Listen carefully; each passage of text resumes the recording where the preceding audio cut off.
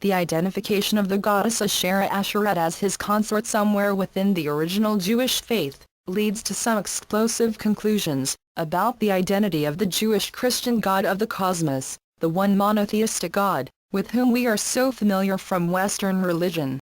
But before looking at Ashtaroth, and what she means to the identity of Yahweh, it is worth taking a look at another goddess, Ashtaroth.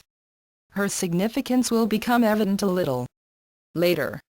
Referred to as an abomination in 2 Kings, Ashtaroth was an important deity in the Near East pantheons.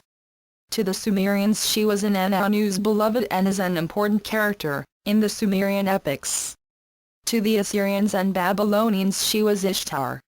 Ashtaroth was her name for the Canaanites. To the Greeks, Aphrodite. The Romans, Venus. The most important equivalent, however, is the Egyptian goddess Hathor, whom the Greeks identified with Aphrodite. Hathor was the wife of Horus, the god of war.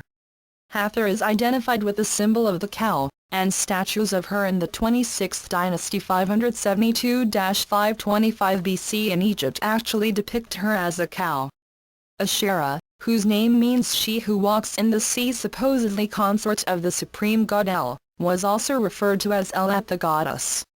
According to the Ugaritic tradition, whose clay tablets contained the earliest known alphabet, she was consort of El, and mother of 70 gods.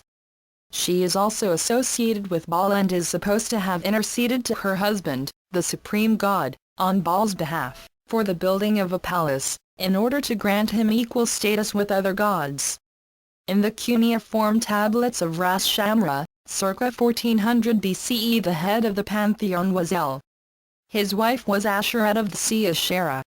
After El, the greatest god was Baal, son of El and Ashera. Curiously, Baal's consort is his mother, Ashera. In the Lebanon traditions Baal is equated with Jupiter. Carvings of Ashera in Syria show her wearing an Egyptian headdress. She was also referred to later as the cow, a reference to her great age.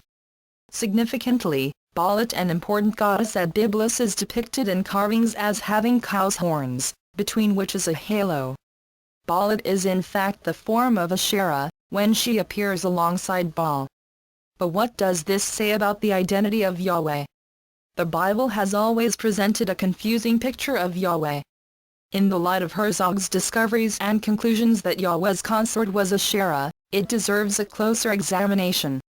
Exodus 6:3 states, "And I appeared unto Abraham, unto Isaac, and unto Jacob, by the name of God Almighty El Shaddai, but by my name I am was I not known to them."